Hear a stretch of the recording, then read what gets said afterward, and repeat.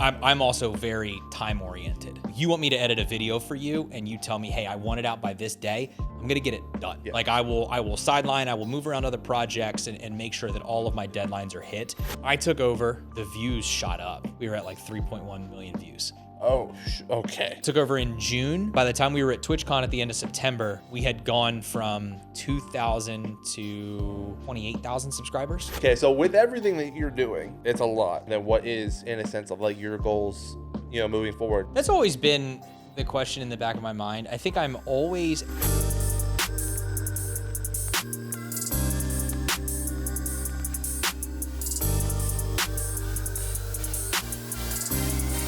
Welcome to the first episode of The Creative Outlet. I have on today one of my best friends in the content space, Mr. Sooner Creative, otherwise known as Chris Davis. He is a content creator / content strategist for Eden Body Art Studio here in Dallas. He is an editor for names like Joe Woe, Big E, and Power GPU. He is a husband, a father, and just honestly an overall W of a human. Today we get to learn a little bit more about his story, how he got into the content creation space, how he picked up editing, what he's learned about social media over these last 5 to 6 years, specifically on YouTube. I ask him the differences and similarities when it comes to content creation from the gaming space to the tattoo space. And we dive very deep into the work-life family balance as a husband and a father of 2 toddlers, how he manages his time. It's a great episode. It's a great watch. I cannot wait to hear what you guys have to say about it. I appreciate you guys. Welcome to the first episode of The Creative Outlet. I'm excited to get this thing started, and I have one of my good friends with me. He is a content strategist, editor, husband, father, a W of a human, and honestly, the shortest guy I may know. Damn, you were doing so well until you hit that last point. All right, and that's the podcast for today, guys. We'll see you soon. I've been saving that line for so long. I hate you so much. I hate you so much. Listen, I'd say every friend group has to have one short person. And if I have to bear that cross, that's fine. Yeah. That's fine. That's gonna be the funniest part. Normally the short person is the one that gets picked on too. You are not that person. Well, it just depends. I am that person. I am that person. That's fair. And the only reason that I'm not the person is because of everything else that you mentioned beforehand. Yeah, exactly. Mainly the whole husband, father, whole 9 yards. Oh shit! Well, what's up, dude? How you doing? Chilling, man. Glad to have you here. Glad to have. Thank you for agreeing to this. I'll wire you the 10K after, but sick. Sick. Under the table though, right? Because I'm not trying to pay taxes. No. 100%. IRS, you're not watching. Yeah, 100%. We'll clean the money somewhere. We'll figure it out. Sick. I know you got you just got back from Chicago. This year, I guess you could technically say, just has been a blur. Like we got into the new year and I feel like we just hit the ground running with just different projects that I had or new things that were going on, trips that I'm taking. February alone has just been travel city. Like every single weekend has been something new. I'm even surprised we got to be able to sit down and do this right because of your schedule and how insane it actually is. It was funny because we were talking about this, what was that, about 3-4 weeks ago or something? A little over a month. When we met up. And it was just I'm going to Orlando this weekend. I'm going to Chicago this weekend. I've got a blank weekend. We've got Loot Fest coming up. In March, I'll probably be super busy with the tattoo studio. And so it was okay, this weekend is free. Let's do it. Yeah. And 100%. Here we are. Yeah. But I'm excited to get this thing started. So you have a presence on social media.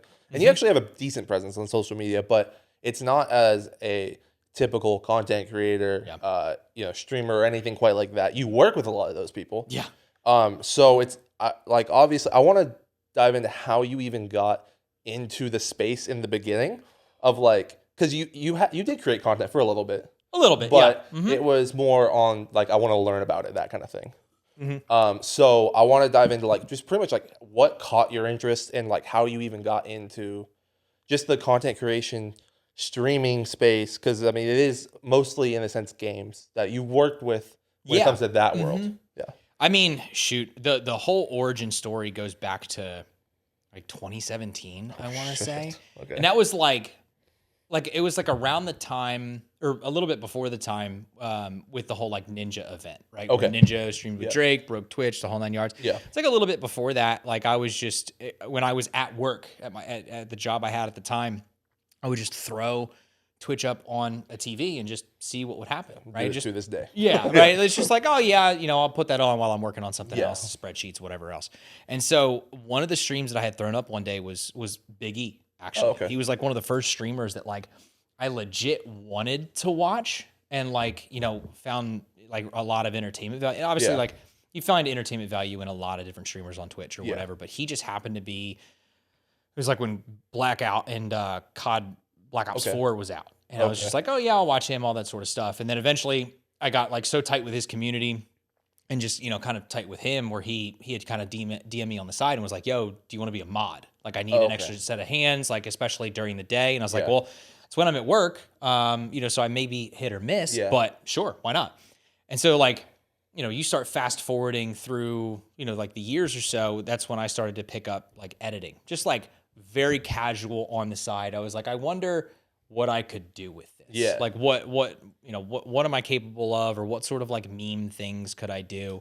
And so I started like cutting together a couple clips for E, some Twitter memes here and there, nothing super serious. I think I was like doing it in just like iMovie or something like that. Shit, like nothing, like not even like DaVinci or Adobe or Final Cut or anything crazy like that. It was just like, I'm just going to use iMovie and just clip it and just, we're done. Yeah. And so that kind of ended up spawning into, well, hey, are you interested in, like trying to edit? He's like, you've got an eye for memes. You've got an eye for a couple things here and there. Why don't we try this? And so that's when E was really big into Escape from Tarkov. Okay. What, was that 2018? 2019? 18 or 19. Okay, so somewhere around there. Somewhere in there. I want to say it was like more 19 because at that point I had moved down to Texas. Okay. But, I picked up a couple of those edits, and it was just like I was editing for like a full 20-minute video for like $15, which was not a big deal to me at the time. I was very new to everything, young to everything, like still trying to figure out how to spell DaVinci Resolve, let alone like know where to open the program and what the fuck to do. Yeah, you know what I mean? And so that kind of started, growing and growing and growing to the point where Apex Legends came into the scene. Okay. And E got back into that. At that point, I had kind of started creating my own content on the side. I had kind of started streaming here and there on the side. Obviously, still all before COVID. I got my first camera. Like the winter or like the Christmas of 2019 into 2020. Oh shit! And it was one of those like, hey, I want to explore these things. Yeah. It's like a Canon M50, kit lens, whole 9 yards. I was like, you know what? Let me just see what I can do. And the whole kind of like reason that I had done a lot of that stuff, like learn to edit and learn to meme or become a mod or even streamed and did my own content. The whole reason I did all of that was because I wanted to learn those skills and like figure out what it took. Okay. Right. It was, how do I do this? And then how can I help other people to do that? And so it was like, I was learning things on stream. I was learning things through editing for my own content that I could then apply to E's content or some of the other like smaller streamers at the time that I had worked with. Yeah. And so it just all kind of blew and, grew from there. We ran an Apex Legends channel and grew that, I want to say, from like 5,000 to 30,000 subscribers in like an 8-month period. I want to say, like, I don't remember the exact metrics, but it was, that's good growth. we grew that channel up because we sat down, we structured it, we wrote out scripts, we did the whole 9 yards. And then, gosh, that went on and off for about like a year, 2 years or so. And then eventually is when I got hooked up with Joe. My oldest was born. I took a sideline on my own content because I thought I had learned enough. I didn't want to, be a full-time streamer or full-time content creator. Yeah, you had the desire for that. Right. Yeah. But I still wanted to be in the do space. It. Yeah, I still wanted to do it and still help other people and still see what I could do. And then that's where, E called me one day and he goes, Joe well? I was like, yeah, I know Joe well. Like, who doesn't know Joe well? King, are you kidding me? Like that dude is the man. He's like, I'm working with him right now. He needs another editor. Do you want to do it? Yeah, sure. Let's see what happens. We start accelerating from there, and then it's, I'm Joe's main editor. And I'm editing for At the time, it was his 3 channels, his main, his more, and his vlog channel. From there, that's when everything just kind of snowballed, and there's no like real good way to detail that part of the story. It's just like everything kind of snowballed. I don't want to say out of control, but borderline out of control, where I had a main full-time gig. I had, at that point, it was like I had a 2-year-old, with my wife. We, had started to kind of be expecting again. Life was just kind of growing and accelerating and all that sort of stuff in a good way, right? Like all of it was like a very good situation and scenario to be in. And so, from there, it was just like I had people DMing me on the side, like asking me to work for them, or just like other people saying, "Hey, do you have room? Do you have time to do this kind of stuff?" Crazy. And it was super humbling. Like it was super, super cool to be in that position, to have people say like, "I see what you do, and like I really like your work. I want you to be my guy. Like I want you to edit, or I want you to do my SEO, or I want you to help run my YouTube channel because I need somebody to help me do that." Yeah. And so, it was super cool for me just to like get that attention. And part of it was like, there's obviously like the self-doubt there where it's like, I don't think that I deserve this. Oh, dude, like there's no way that like they're actually, the imposter syndrome is so real, dude, so real. Like there's no way, there's just no way. But it got to the point where I had to start turning people down, and it wasn't because I didn't want. That's a great spot to be in. It was never because I didn't want to work with them. Yeah. Like all the people I would have loved to have worked with, but like physically couldn't. Right. It was at that point it had been like I'm getting 2 hours of sleep, barely seeing my family, and like at that point, like that's like a non-negotiable for me. Yeah, 100%. And so, it was one of those like I'm also very time oriented. Like not so much in how I go about my day, but like if you want me to edit a video for you and you tell me, "Hey, I want it out by this day," I'm going to get it done. Yeah. No matter what. Yeah. Like I will sideline, I will move around other projects and make sure that all of my deadlines are hit. And if I don't hit a deadline, like I hate it. Yeah. Absolutely hate it. So, so that kind of got me to the position, let's call it almost a year ago, a little over a year ago. After my first was born, I had gotten my first tattoo. On my bicep here. I won't flex for the camera. I don't want to break it. But I got my first tattoo.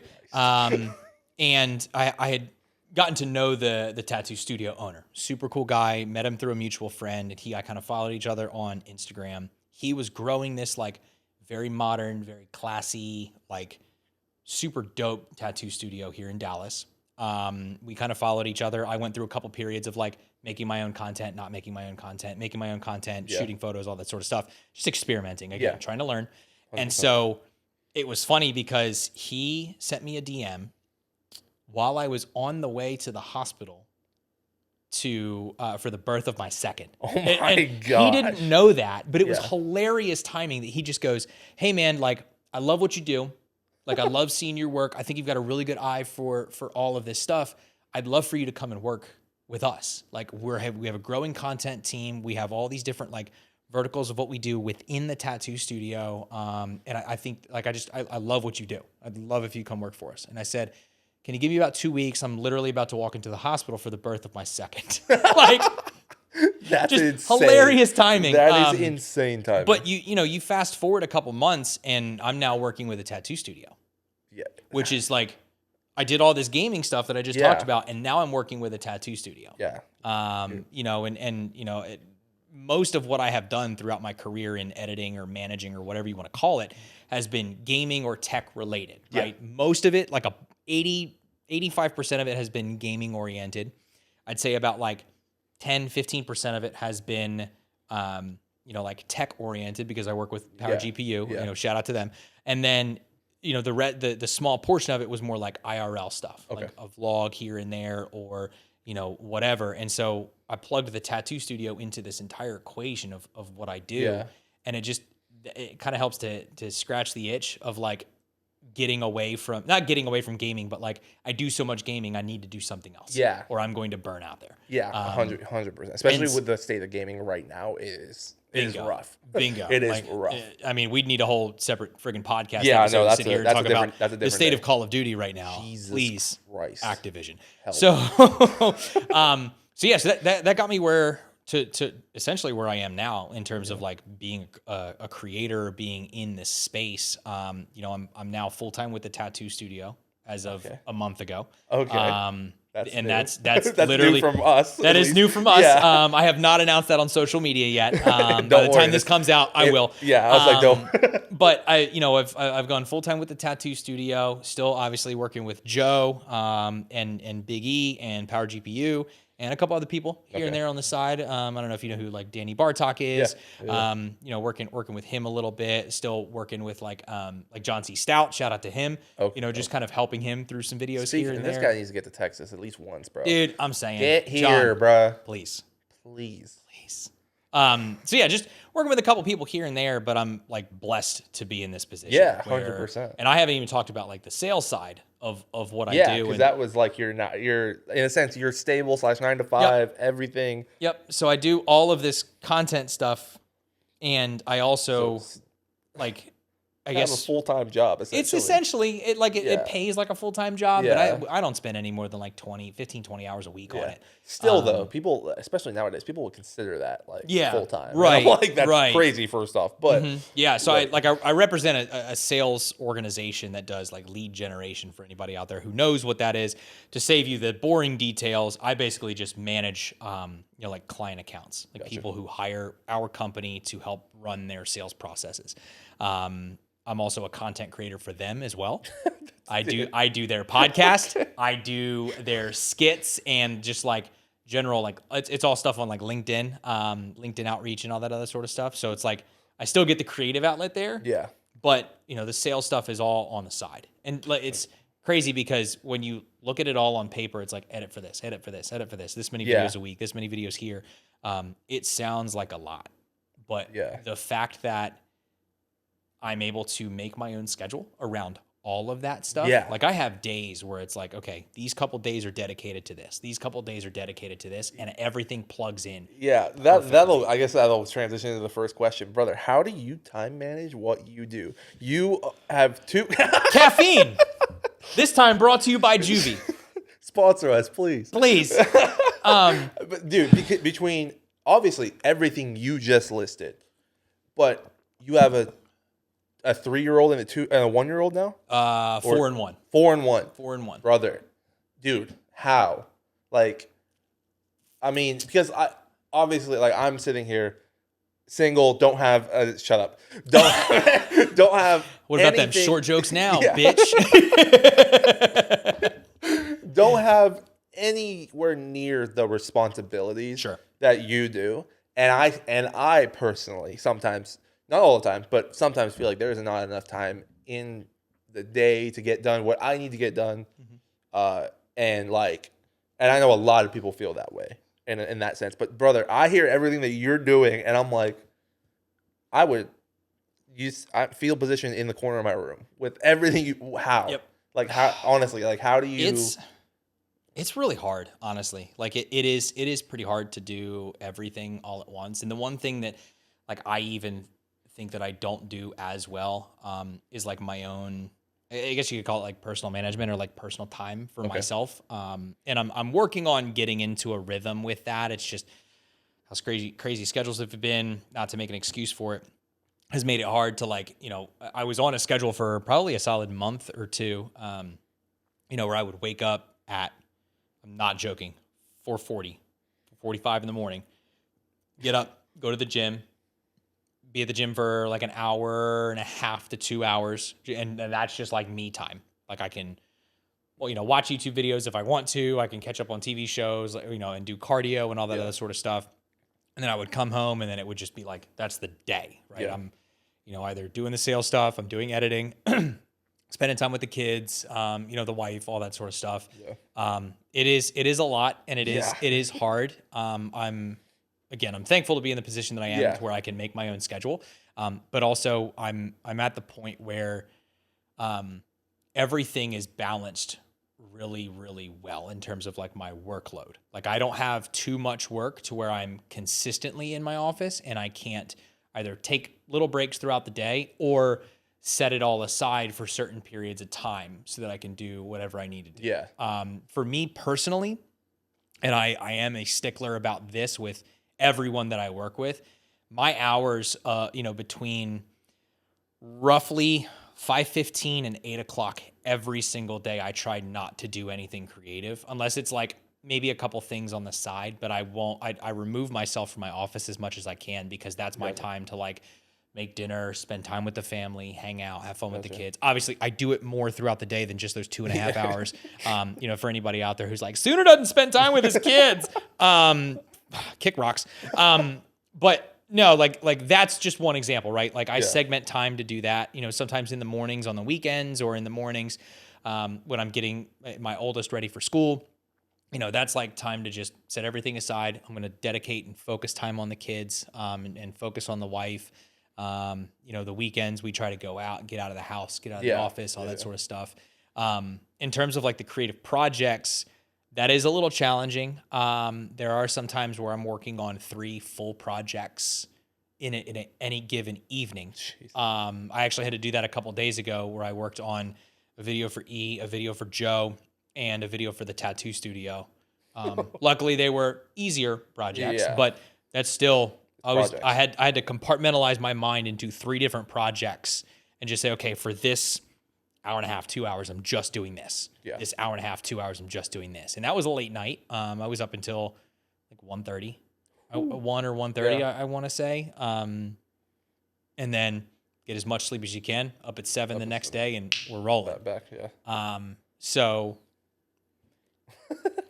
dude, between all that and caffeine, that's how I try to do it all. Yeah. Honestly. How was the transition of, obviously you just had your second about a year ago now. How was that transition? Because like I know, at least from experience, not my experience, but like people say, once you kind of get your first, you kind of have an idea of like really how you want to do it, but it kind of like also at the same time sucks because like you're going through it again and the same processes again. So it's like as like a, in a sense of like you have a family and you're dealing with how was that transition? It was challenging.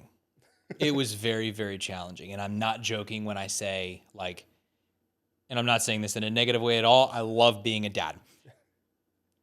The months between of just last year, the months between when my youngest was born at the end of January through maybe Easter, a blur. I'm not even joking. Like that, it's genuinely, that was a blur. That was like sleepless nights. I was still doing editing. I was still doing the sales gig.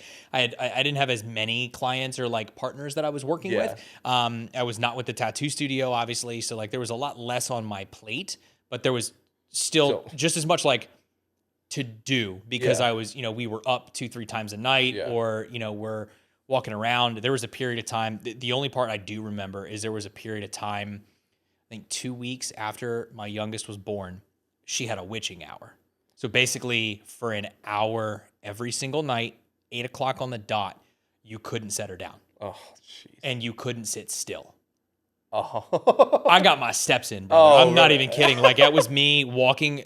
Like my wife and I would trade off like 20-minute segments where like I would basically just hold her and walk around the house with like headphones on or, and literally just like listen to something or like watch TV while I'm just rocking my daughter because that was the only way to get her to be calm and to just be like very chill. If you tried to set her down, if you tried to put her to sleep, if you sat still, just ballistic. That was the only time I remember. And after 2 weeks, we were out of that. But that time was a blur and that transition was really hard. Again, I love my kids, but you've probably heard the stories of how like terrible 2s, terrible 3s, or whatever you want to call it. Like, I think my kids are the perfect age range apart. They're like literally 3 years in a week. Yeah, that's 3 years. It's a solid. That's a solid. Like 3 years is difference. It's great. It's great. Like my sister and I are 5 years, which I think is a little too long. Yeah. We were gonna shoot for like the 2 to 3 year range, and we kind of nailed it. Yeah. So, like it worked out really, really well. But you're trying to deal with a newborn and all the challenges and trials and tribulations that come with that. While they're going through their terrible twos. While they're going through, my oldest turned 3 a week after my youngest was born. So it's like she's going through that, and it's just like none of it's obviously intentional. Yeah. You know, she's learning to deal with emotions and just like developing her brain and developing how to like, form sentences and speak to what she's thinking and not just like outburst and scream and all that sort of stuff. So like we're obviously still going through that. It's a lot of the toddler phase right now. 100%. And it's still challenging here and there. We're coming out of it, which That's is good. But only for your next to probably go with it very soon.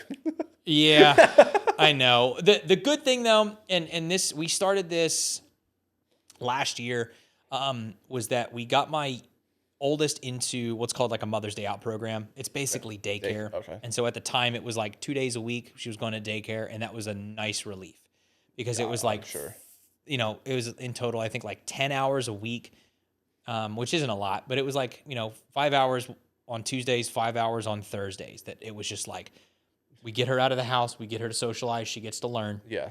We get to have one-on-one time with the youngest. Yeah. And then also just kind of breathe a little bit. And then we start getting into this past year, we enrolled my oldest into like an actual daycare at a local church that is literally across the street from our house or our neighborhood, right? That's nice. That's 4 days a week, 9 to 4. Oh, that is and so that's money. super nice. So she can learn and she can socialize and she can, develop as a child. But then also we get time to be home, hang out with the youngest, do anything we need to do around the house. I can get work done. My wife can get work done. Yeah. So, like the transition was hard, but we're slowly kind of coming out of some of it right now. That's fine. Which is nice. We are going to take a quick pause on this talk. I hope you guys are enjoying it as much as I am. And don't worry, we're going to get you right back in. Something that was an absolute non-negotiable for me when it came to starting the creative outlet was I wanted it to be a high quality video podcast. And to be able to make that happen, you need great lighting. If you guys don't know, I am affiliated and I work a little bit with Kiko. They are a lighting company based here in the DFW area. I met them at the World Series of Warzone and again at TwitchCon last year in 2024. I chatted with them, got to explain a lot of the content stuff I had planned for this year. And let's just say they hooked it up. Almost every light in this office is completely from Kiko though. The entire podcast was lit through them, and they do more than lighting. They have a lot of tripods, they have mic stands for your desk.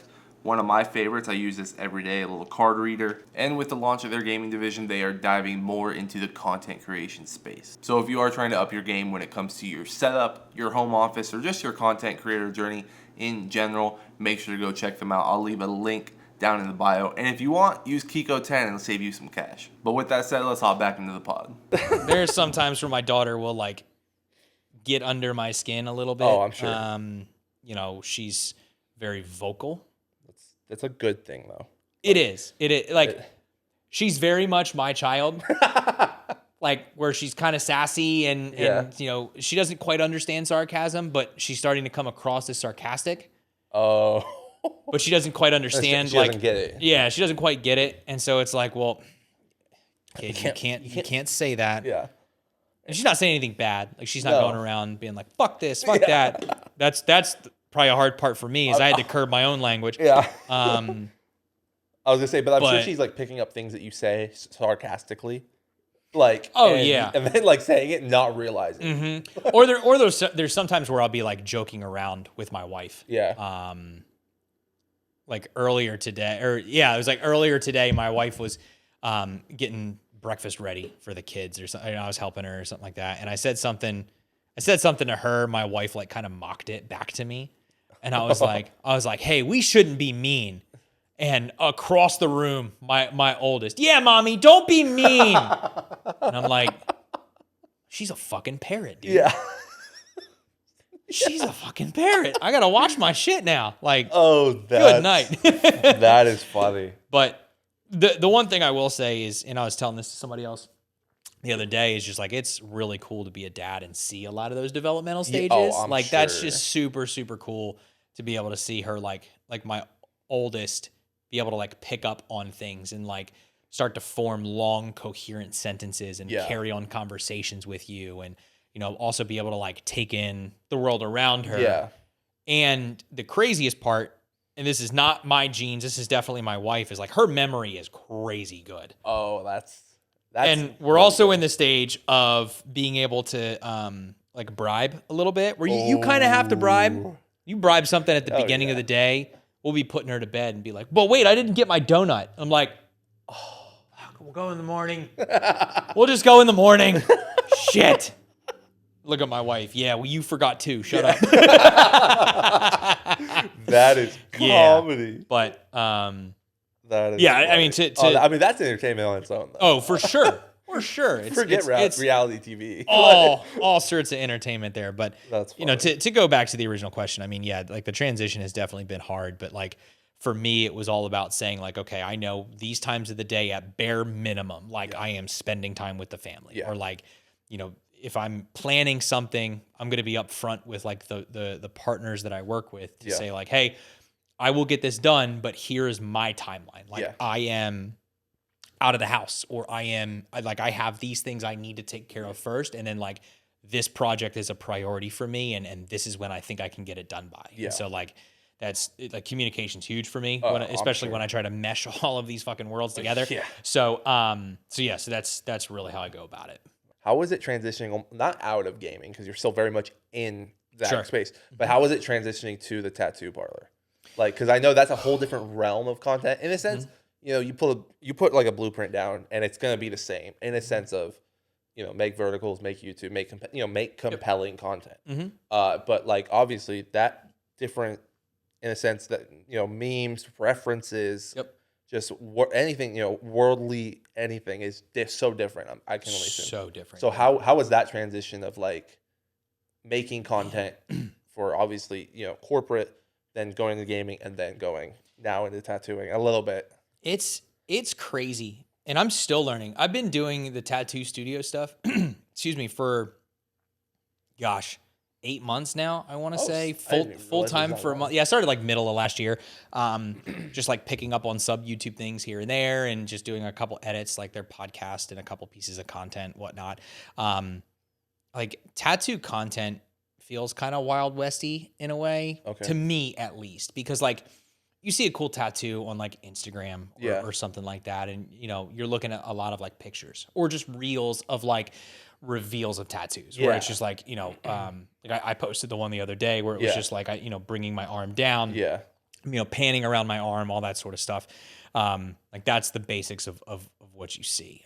There's a lot that I'm still learning about, like what people like, what people don't like. You know, the SEO is really hard, honestly. That was a big one that I was curious about. Right. It's just like you're trying to figure out like who the audience is obviously the basis of all SEO, or SEO, excuse me. But you have to figure out like, okay, what are they going to click on, or like what's going to garner the most reactions from like the tattoo community? What do they like? And Instagram is already very different. Like the audiences on Instagram are very different from YouTube in terms of like shorts and, you know, long form videos and all that other sort of stuff. Trying to bridge that gap is a little challenging too. But you almost have to figure out like, okay, this is what's working really well on Instagram. This has gotten us hundreds of thousands of views.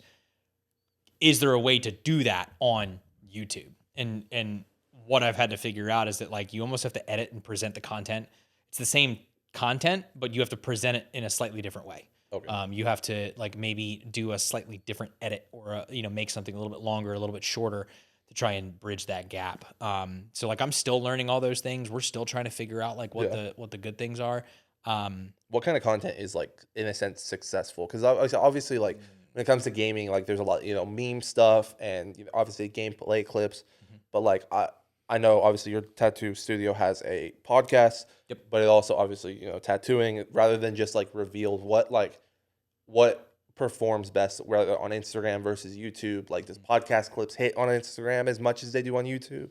Podcast. Oh man, the podcast stuff. We're actually, kind of in discussions right now to figure out, does it make sense to continue the podcast? Okay. For the sole fact that like there's other ways that we could spend our time, whether they're better or worse, that remains to be seen. Yeah. But the big thing, podcast clips don't really hit all that well unless, and this is the same for any type of content across the tattoo industry, unless it's educational. Okay. Education content hits, and it's kind of the same for gaming, right? Yeah. For Call of Duty, a lot of people are like, "Oh, what loadout's the best?" Yeah. Right? Or like, you know, what are the pros running right now? Yeah. What's the best strat to, you know, win resurgence games or whatever? Yeah. And this is for Warzone, obviously, but like that kind of stuff, right? Yeah. I mean, that's even tech too, though, in a sense of like, Exactly. hey, this is how I use this filter and this, you know, all that kind of stuff. Yeah, and so it's like all that sort of stuff is, you know, it will hit from time to time. You know, education content seems to do like the best. There are some tattoo reveals that work out really, really well, especially if it's just like an insane piece. I'm sure. You know, I did a piece the other day. We've got an artist at the studio who does really cool like cosmic type designs. Okay. And we're talking like crazy colors, crazy like blues and purples and oranges and like lady face designs and like legit looks. It's like you're looking through, you know, like a telescope and seeing like all those colors and shit like that. It's crazy. You know, so like when you see something that's like mind blowing, that sort of stuff hits. Educational stuff hits really, really well. And that's for Instagram and YouTube. And even a little bit of TikTok. Okay. Is where that content kind of hits. So that's a lot of what we've been trying to do for the tattoo studio. Like when I took over and started doing YouTube stuff there, we had 2,000 or like 2,600 subscribers. It was not a lot. They were just kind of like aimlessly throwing stuff out there and seeing what stuck. Like a couple random long form videos here and there, mainly just like taking the Instagram verticals, taking maybe the same captions and just throwing them right on YouTube, which obviously that doesn't work. It doesn't translate one-to-one, but it was getting some views here and there.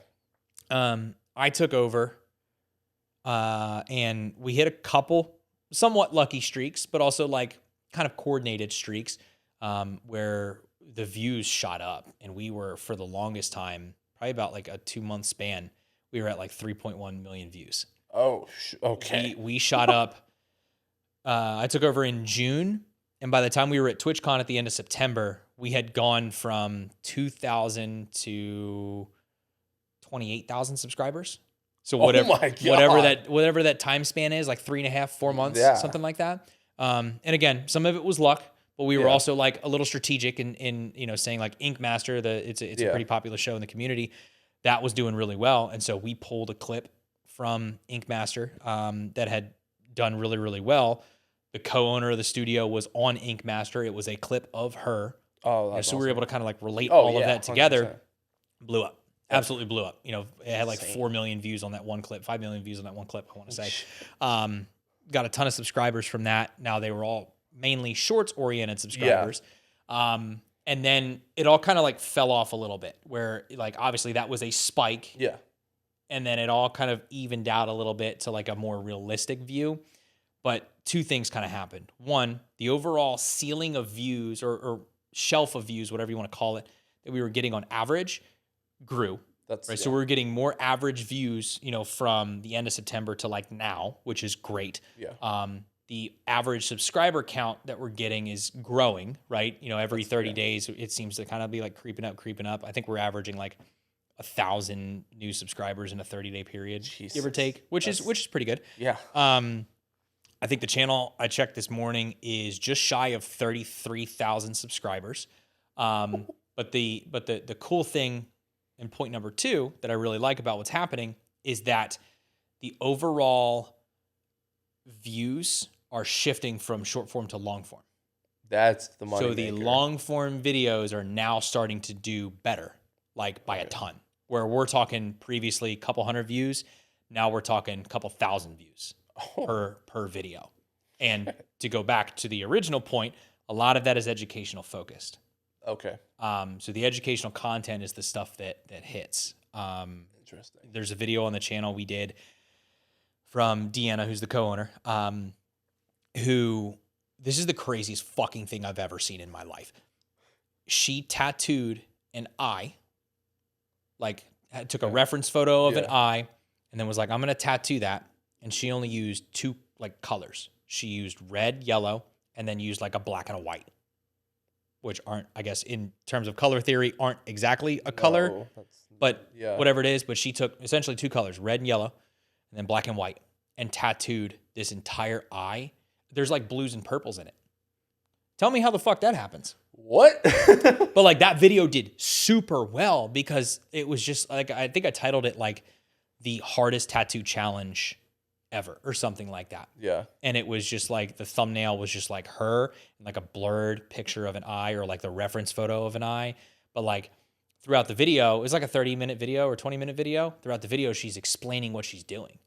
She's like, if you know color theory, then this is going to be kind of easy. If you don't, I'm going to talk you through what I'm doing right now. She's like, I'm going to lay down the base layer. And it wasn't just like how to do color. It was like how to tattoo, how to apply, how to do all this sort of stuff.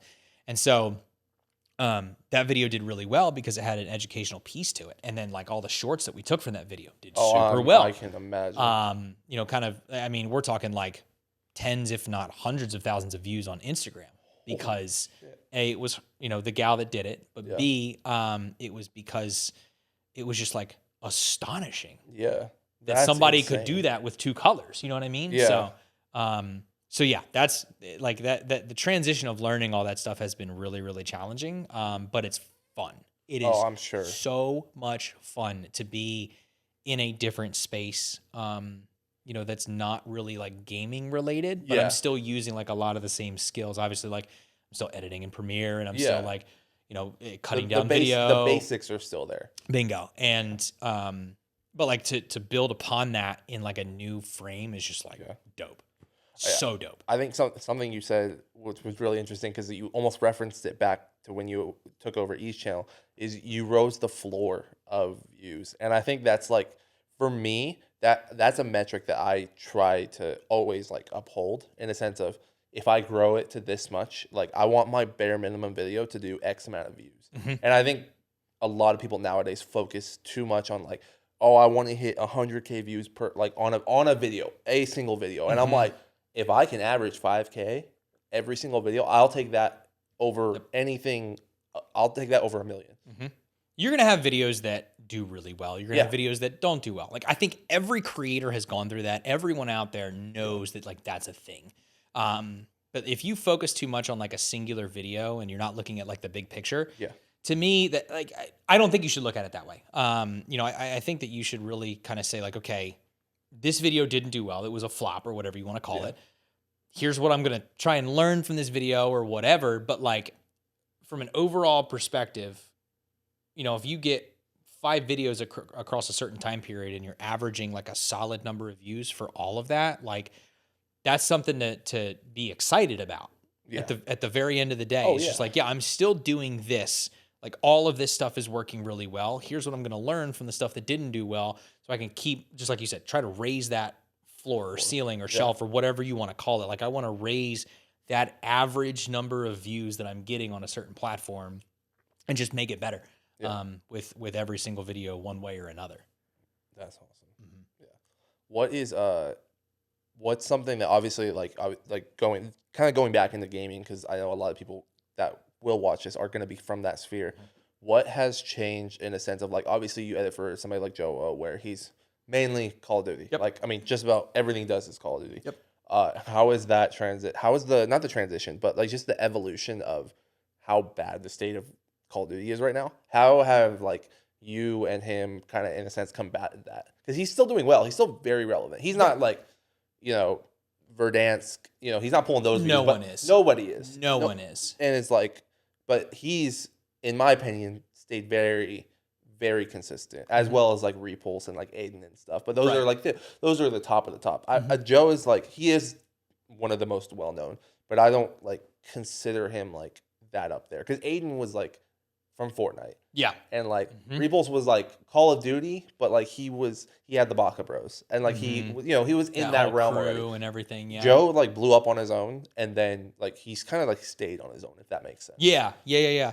It's, dude, I mean, Call of Duty content sucks. We it's all awful. know that like and not to say that like the people that I edit for, like Joe, suck, or the opportunity to just edit for him sucks. But like the state of all games kind of suck, in my opinion. Like I told you right before we started recording, I've been playing Rocket League. Like Rocket League, how long has that fucking game been out? Like 10 years? At least minimum. Right? Minimum, because I know I played it in high school and that was 2014, 2013. Like Rocket League's been around forever. League of Legends has been around forever. You know, Valorant hasn't been around for that long, but that's still doing great. Valorant, you know, like that the state of that game is decent. From what I understand. I don't play Valorant. I don't know. Valorant players, if you know, comment down below. Yeah. But like it's the state of gaming in general just kind of sucks. You know, with the fact that everything is very driven by money, and 100%. you know, we're hearing about like developers just randomly making their own decisions, and then like, well, the whole Marvel Rivals thing that just went, like, dude, with the layoffs, I was like, what? That game had like the best start of any game in like 11 years. That game, like, did you ever play? Did you play that game? No, I didn't. I never played that game, but I understood the basic mechanics of it because I played Overwatch for so long. Well, yeah, and but it's like that pulled so many different streamers too. I mean, you had Nate Shot quit COD.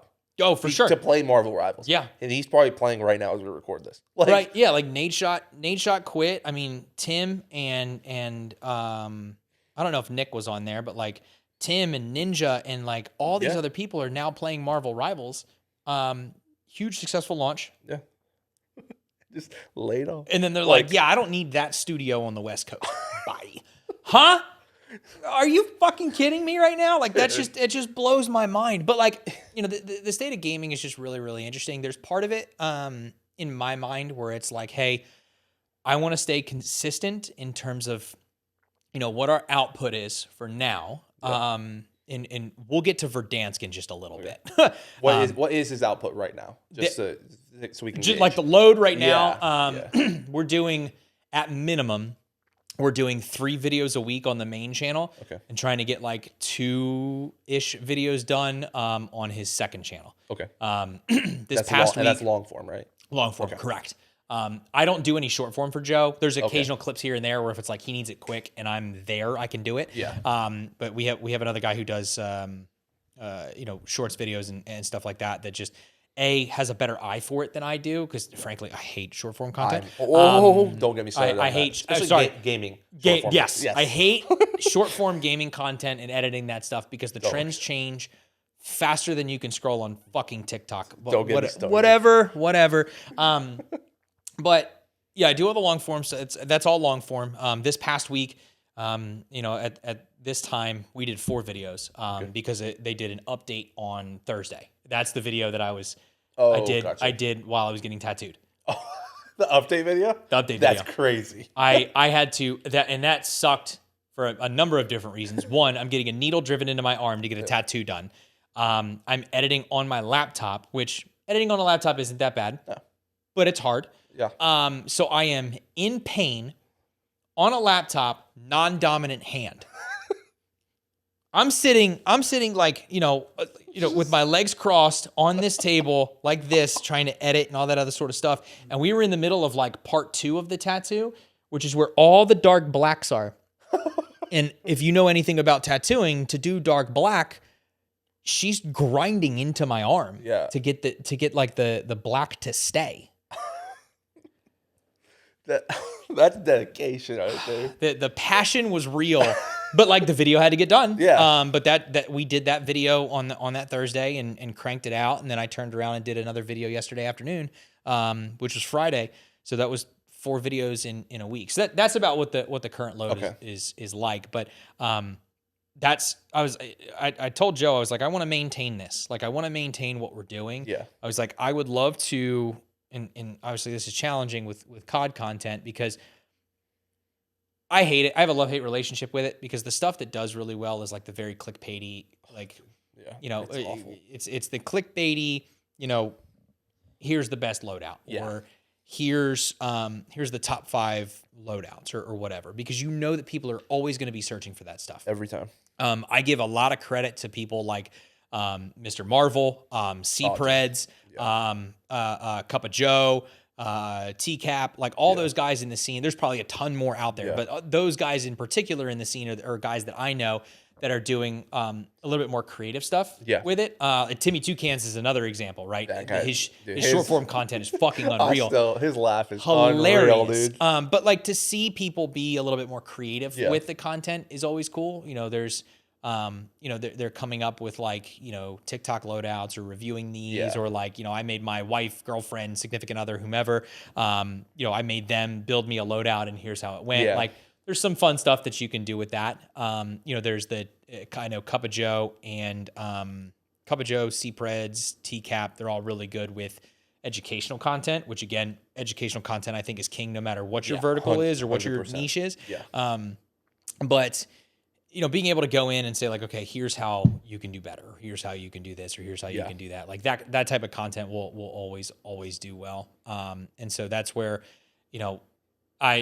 my goal is like, okay, let's try to maintain that and keep that sort of stuff going. We can have a blend of clickbaity type content that we know will be, it will get views, balanced with like, just other things here and there. Yeah. Like, hey, I had an insane gameplay. I played with these people and, I got to top 100 in Warzone. Or I played this mode and, did all this sort of stuff. So just trying to maintain that. Yeah. That's like the biggest thing for me. Obviously the content has definitely changed. I think Warzone 2, two things.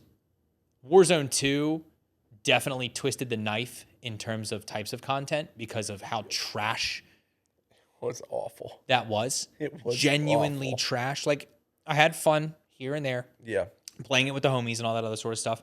But that game, like just, it sucked because it was an almost 180 difference from what like, the first Warzone and Verdansk and Caldera and all that sort of stuff was. They kind of recovered some of it when Modern Warfare 3 dropped. They recovered a little bit more of it when Black Ops 6 dropped. But at that point, it's just like there's no. I mean, you hope. were essentially like a year and a half in to. Yep. I was like, guys. Yep. At that point, it's just like, well, here we are. Yeah. And so there were some creative types of people, like the people I just mentioned, that came out of that and started doing their own thing, and they did really, really well with it. There's other people where they were just straight uploading raw gameplays back in the Verdansk days, and it was doing really, really well. Interesting. Because you could say like, here's the best, MP5 loadout for, in the Cold War era. Yeah. Here's the best MP5 loadout and an insane gameplay. Yeah, the SEO is going insane. The SEO is going to go insane. You show 15 seconds of what the loadout is. Hey, YouTube, thanks for watching this. Here's my C9 loadout. Or sorry, it's now C9. Yeah. Here's my MP5 loadout. And, you got to check out this insane gameplay. I dropped 35 with this gun, in Verdansk. Yeah. Boom. Roll the gameplay. You barely have to make any fucking cuts. Yeah. And you're going to get like 100K views. If we tried to do that now, it's not going to happen. No. It's not going to happen because you got to have other elements in there and other different things in there and stuff like that. And so trying to figure out what that is kind of challenging. So at the time of recording this, it's February 22nd. Correct. What is, I think Verdansk comes out in April. I don't know an exact date. You may know it. I don't know. Okay. I genuinely don't know. I don't care. That's the worst part. That's the fucking worst part. What is, like, in a sense of, like, y'all's plan for that? Because I know that's going to be a big thing, but it could also just be like hey, Verdansk is back. It's going to be dope for 3 weeks, and then it's going to go back to shit. That's exactly what I think my mentality is with the game, is I think it's going to be great. I think for 3 weeks, it's going to bring people back to the game, people who maybe haven't touched it since Verdansk. Maybe didn't touch it in Caldera days or maybe left when Warzone 2 came out because that was a hot pile of garbage. Yep. They're going to come back and be like, it's cool. Like, I'm glad that I get to drop at Quarry again, or I'm glad that downtown high rise is an absolute just cluster trying to fight and get loot and all that sort of stuff. And they'll probably have fun for a little bit, and then they'll get off the game.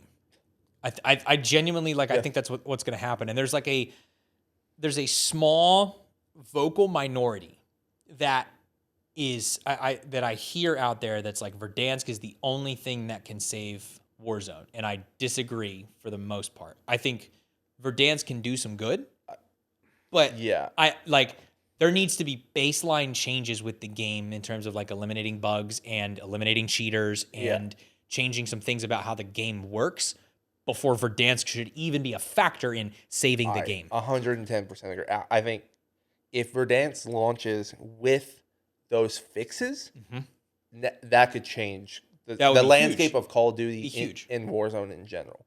But they're not. They're not going to do that. It's just going to be Verdansk. It's going to be 3 weeks to a month, and we're all going to have a great time. We're dropping freaking Quarry and airport, whatever. and then we're gonna go back. We're gonna go back to playing Rocket League. Yeah, seriously. Like I'm gonna be one of the 17 players playing Halo Infinite. Like you catch me out there.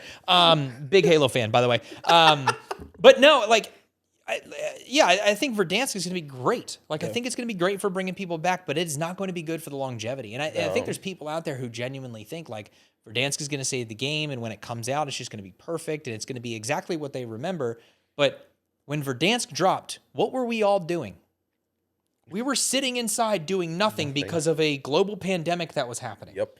We were all inside and had nothing better to do than to play Verdansk. I was working like an actual 9-to-5 corporate job and playing Warzone in the middle of the day because I had nothing to do. I couldn't travel. Like people weren't in like public places and all that sort of shit. Like it's gonna be like I think people are still chasing the prime Verdansk feeling, and it's gonna feel like the prime Fortnite feeling. Absolutely. And it's not gonna do it. Like even when Fortnite brought back the OG map. Like, I thought about coming back and playing, but I know the state of the game, and I'm like, I'm good. I will say, like, Fortnite OG dropped, and I think Fortnite is an exception to this, because of Fortnite's marketing is just so buttery good.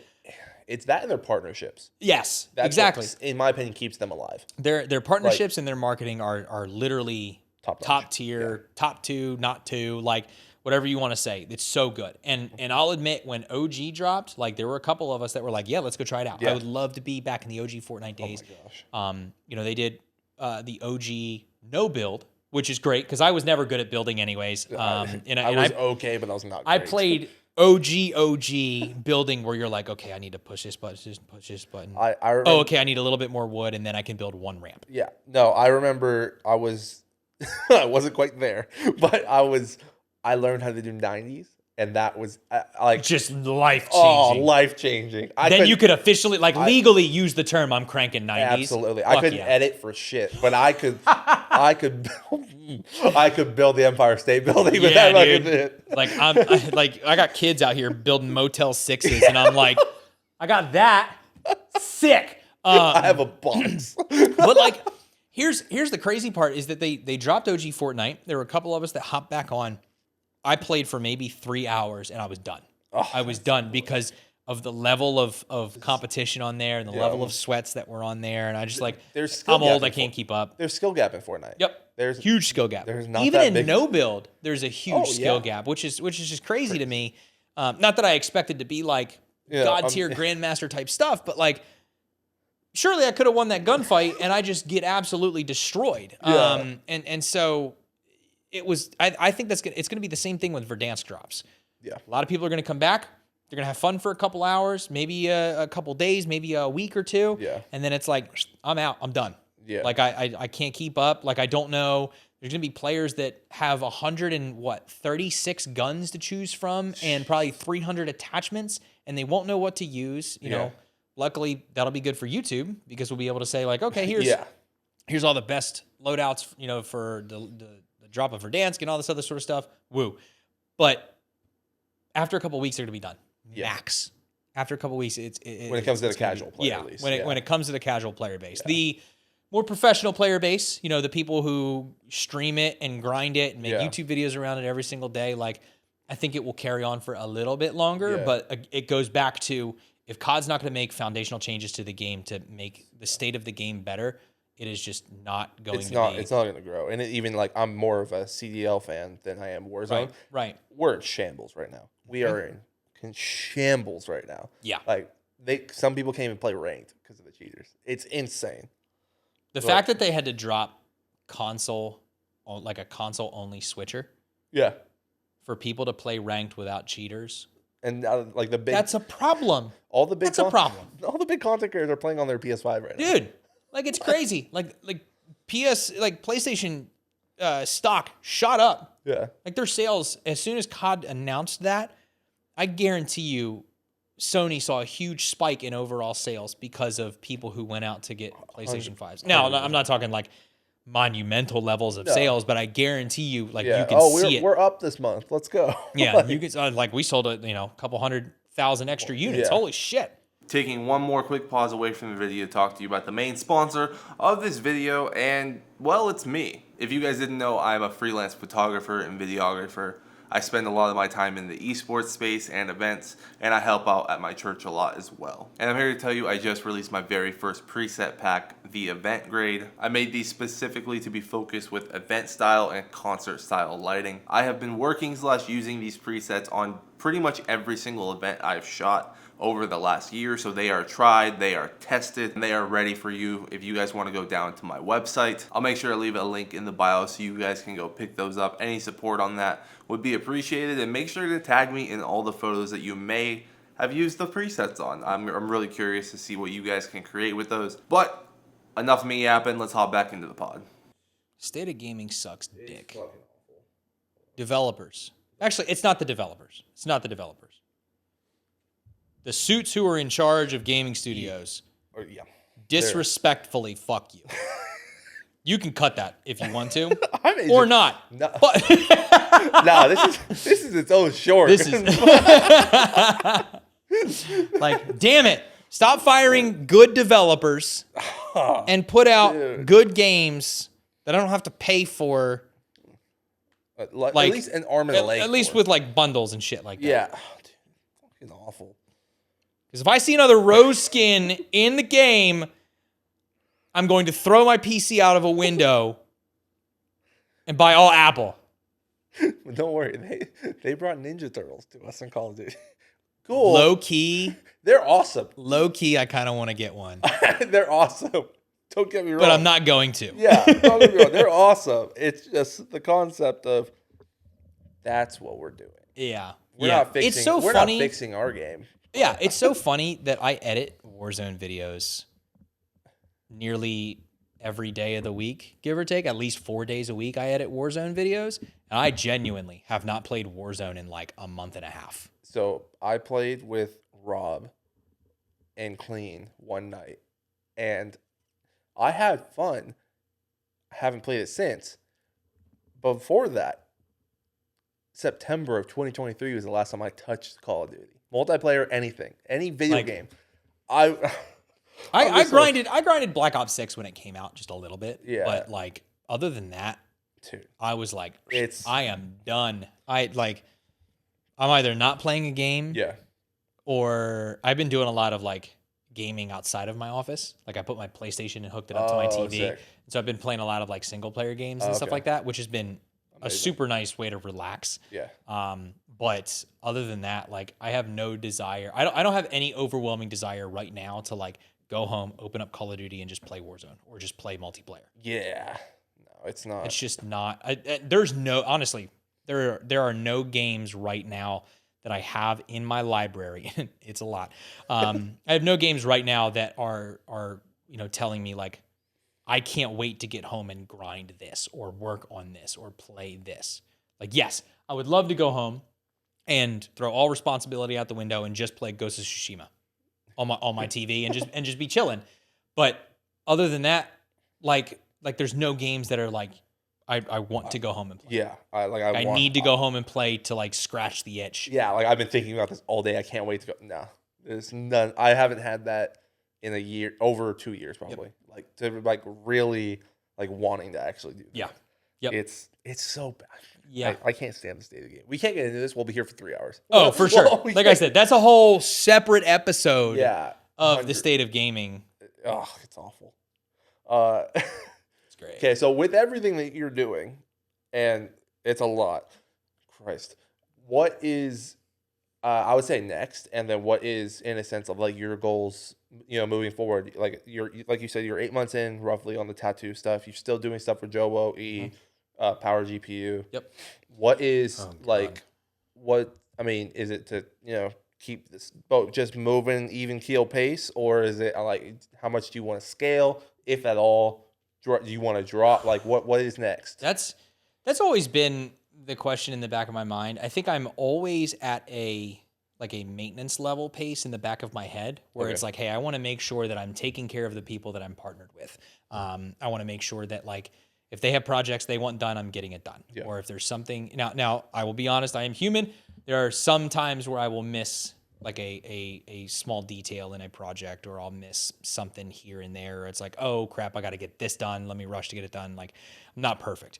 So just maintaining the schedule and maintaining the workload is always on the forefront of my mind. When I work with people, like, I try not to say that I am like I have clients. I've probably said it a couple times throughout the conversation, just out of habit, but like, I really try not to think of those relationships as like, oh yeah, he just pays me to edit his videos. Yeah. Like, these are people that like I interact with on a daily basis, project or not. Yeah. These are people who, I've had open conversations with about things outside of gaming, like life conversations or just like learning things here and there and all that sort of stuff. Because I care and I'm like that type of person and personality and all that shit. But also, like, in my opinion, I'm invested. Like, people 100%. and I know I've talked about this before, but like, the fact that people are invested in me, or like investing in me to help them out, or to have their content, or to edit for them, or even if it's just to like advise them on like, just hey, trusting you with their essential, in some cases, livelihood. That's like huge for me. And I take that incredibly seriously. And so, if I bring on a new project on top of everything else that I'm already doing, like, I'm already going to think of you as a partner in this, because it is you and I trying to achieve what you want out of your career. You could say that for Joe, you could say that for E, you could say that for anyone that I'm partnered with, right? I want to do my best by them so that they can continue, first off, obviously, so they can continue paying me. Yeah. Because like, I would love to work for free and just have not have to worry about money, but money makes the world go round. Absolutely. Let them continue to do what they need to do to further their brand and to grow their stuff. Yeah. So like, that's where like my state is. It's just like, I want to maintain that. I want to help you grow. I want to make sure that like, okay, if I have these 4 projects or 4 different partners that I have, I'm pushing all of you forward at the same time. Yeah. Obviously, kind of goes without saying, it is nearly impossible to do all of that at once, right? Like, I can't push 4 levers forward at once. No, it's at the same speed, at the same intensity, the whole 9 yards. Yeah. There's give and takes here and there, but like, as long as everything is progressing forward in some shape, way, or form, like that's my goal. Yeah. And if I feel that all of this is in a good state and I have time that opens up to where I can bring in another partner or another project, I'll do that. Yeah. And I've experimented with that here and there. There's Danny Bartok is a pretty good example. He needed a couple videos done and I had the time. So I was like, I'd love to help you out and I'd love to work with you on this. And if it grows into something, awesome. If it doesn't, I understand. Like, I'm still here. Like, I'm still going to help you. I'm still going to treat you like I treat everyone else.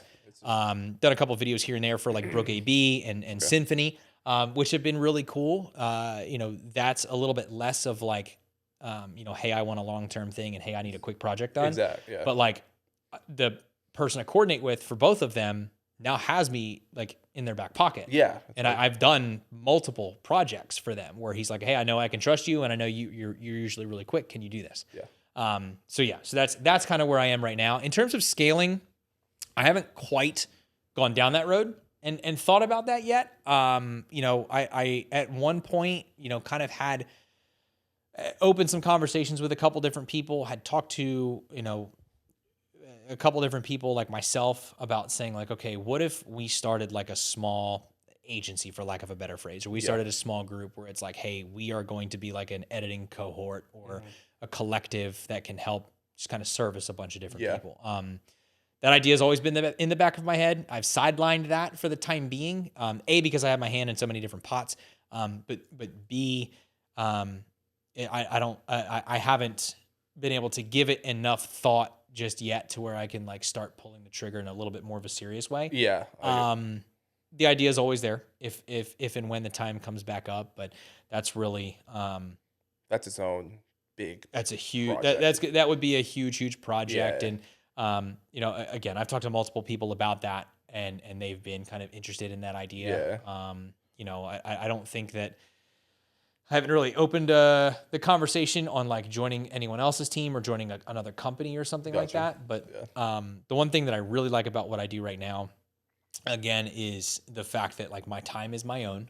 Yeah. And that I can be like essentially an independent contractor. Yeah, with I all was of gonna these say different you are your own person in a sense. There is no company tied to you. Yep. There is no. It is like you're in. It helps that you're just very fluid with your Yeah. scheduling and whatnot, and you can adapt to damn near anything. It's like. the best thing that works for me right Yeah. now. Is just like being able to do a lot of that stuff. And I being feel able to do like it a on my lot of time. people want to get there too. Like I mean, even in a sense myself, I would love to be able to get to that spot. Right. But like I feel like a lot of people that obviously they want to do it in maybe in like a content creator or a streamer, role. Yep. In a sense of work for themselves, but it's like you found obviously a flow and almost like a piece that like, hey, I work for X amount of people and we're all growing in this. Yep. And that's and if there's a point where something isn't working, and this is again where it goes back to communication, there's a point where something isn't working or something isn't growing or whatever. Obviously, like we got to open that conversation with that person to say, hey, like, do you have suggestions? Is there something that you're seeing that like you need more from me, or like, do you want me to do something different, or like, there's a missing piece here, and I want to work with you to find that.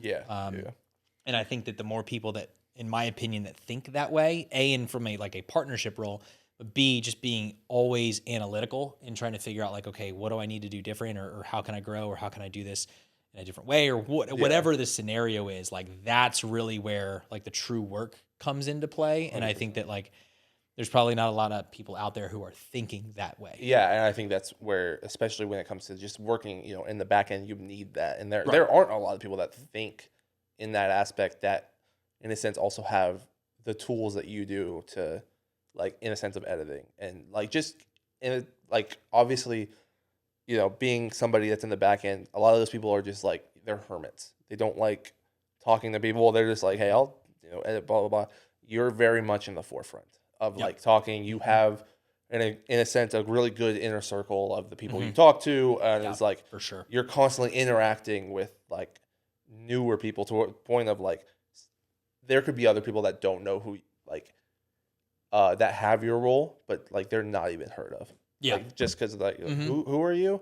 And it's like but it's because of the people that you talk to and you have those connections with that make you in a sense of like that. Yeah. The circle that I have, the circle, I mean, even the circle that we have in a sense, right? Like the circle's super dope, and I'm thankful for a lot of those guys and gals that are out there. And, it's really cool every once in a while to kind of be like recognized here and there. Now, like, I don't always like being in front of the camera. There are times where I do like being in front of the camera, and I think it's fun. And, I did a lot of that stuff, obviously, way back in my own streaming days here and there. I enjoy the behind the scenes work way more than anything.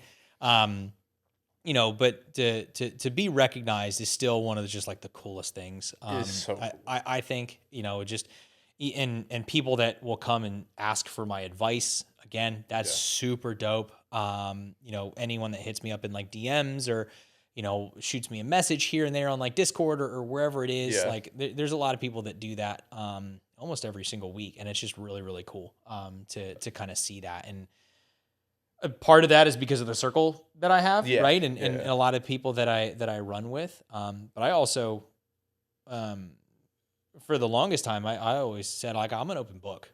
You want to ask me a question, ask me a question. Like, I'm not going to sit here and be like, I'm going to charge you $20 just to sit down with me and stuff like that, because I personally don't think I'm there to be able to like be giving 100%. Advice and charging for my time just 100%. Yet. First, you are, but in my opinion, that's where the imposter syndrome comes in. Like I don't quite think that I'm there yet, but if somebody has a question that's within reason that I can answer quickly, I'll do it. Now, if somebody comes to me and they're like, hey, my whole YouTube channel, can you watch this entire video and critique it start to finish? By the way, it's 45 minutes. I'm going to say, okay, you are going to pay me for that. 100%. Yeah. But if somebody's like, hey, would you mind just taking a look at this title and here's what the video's about? That's totally different. I can work with that. Yeah. Like that takes me 5 minutes of research and a 30-second typing of an answer and we're off about our day. Like I can spare 5 minutes. I can eat a sandwich and do this. Yeah, seriously. Like, I'm rocking my kid to sleep. I'm going to answer your question. We're good. Yeah. So like, it's just really cool to kind of be in that position and all that other sort of stuff. With obviously everything that you do and all that, what is, and you kind of mentioned a little bit that you're like ghost, what I forget what the game you said, but like what is, and welcome to the cheesiest answer or the question on the podcast. What is your creative outlet in a sense of how do you, I guess it's a two-part. What do you do to just get away from it all? And also what do you do to like, obviously, I guess you could say like the tattoo stuff, but like not to get burnt out on what you're doing. Because I feel like those are two different like I like see questions. what you mean. Like Yeah. obviously like what do you do to not get burnt out, and then what do you do to like scratch that creative itch? That's a really good question. Honestly, so oh gosh, man.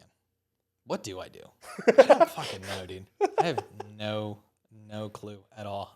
I will say, to get away from the gaming stuff and doing the tattoo stuff recently, that's helped scratch the itch a little bit. Okay. Just because it's all new stuff to me, but it's all stuff that I'm capable of handling. Okay. And so it's fun to try and figure out like what that combination is, what's going to get the views, what I think is like a solid piece of content, whether it's long form, short form, whatever it is.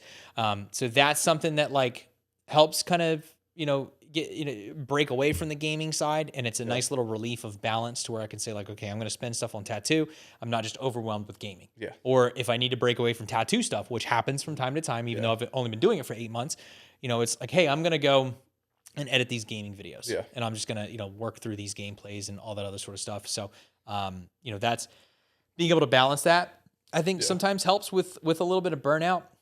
A creative outlet, at least recently, has been like a little bit of photography here and there. Okay. I picked up, shout out to Jayhawk, last year for my birthday. I think I had done something, but it was my birthday, and my birthday gift to myself was I bought Jay's X100V that he was selling, his Fuji. And it was one of those where I shoot on a Canon R8, but the rig that I have set up is kind of heavy, just because like the lens is really heavy and all that other sort of stuff. I love taking pictures on that, and I love doing video with that, but carrying that around everywhere is a bitch. That's this camera right here. That's a bitch. But like being able to have the small form factor of the Fuji, the fact that you have the recipes on there, the fact that I can just like snap a picture real quick, transfer it to my phone, upload it to social media in like the span of 3 minutes, I love that. And so like I bought that as like a travel camera that I could take that to places I'm traveling to and take my pictures and all that other sort of stuff. But so that I could also have that creative outlet, to be able to say like, hey, I know that every so often I'm going to go somewhere where I can take the camera, snap a couple pictures and like try to see what I can get and then throw it up on Instagram. At the beginning of the year, I had kind of set like my own challenge where I was like, I'm going to upload to Instagram every single day. And it was mainly reels. And I think I kept the streak alive for like 48 days. And that was through the birth of my second. I was in the hospital making posts. When you're in the hospital, you don't really have to do all that much. Like obviously tend to your child and tend to your wife. But other than that, it was a lot of like child sleeping, wife sleeping. I'm going to post some shit. Yeah. Like that kind of stuff. And then it got to the point where I recognized that I was doing, they were very low effort posts. Like the type of content that I was putting out, in my opinion, was very low effort. Might have been kind of cool here and there, but it was just like, I was like, this isn't ultimately what I want to do. Yeah, you're just doing it just to do it at this point. But when I picked up that camera again, I was like, okay, I love like just snapping a couple photos, doing behind the scene photos at the tattoo studio, or taking behind the scenes photos of my kid playing, or, just like snapping things here and there when I'm traveling. That's been like a ton of fun for me. And I'm no expert by any means whatsoever, but like still being able to carry that around and capture cool moments and just like life events and milestones. Like that helps me break away from like the editing side of everything. Very cool. Well, dude, thank you for coming on. This is the first episode. I'm sure we made it. You're local, so you'll be on hopefully. You can't get rid of me. No, that's unfortunate sometimes. Damn. All right, I'm never driving over here. This guy. Go fuck yourself. But I appreciate you coming on. Dude, absolutely. Anything you want to plug, socials, anybody that you work, whatever you want to plug, go ahead and do it now. I'll throw it in the description. I mean, most times I just point people to my Twitter, which is at Sooner Creative _, because whoever out there has Sooner Creative, fuck you. The person who actually owns the handle at Sooner hasn't posted or tweeted in like 8 years, and I can't get a hold of them, and Twitter won't give up the handle. But if they gave up the handle, it's over. I could get it. Yeah. And then I might have the whole University of Oklahoma want to buy it from me. So I'm trying to get a money thing going here. But anyways, no, I would just say, follow my Twitter at Sooner Creative _. You can find all of the other socials, which really is only Instagram that I really use.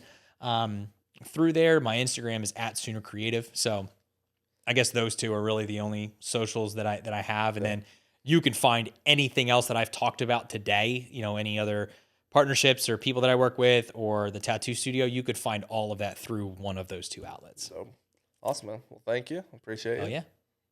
Peace.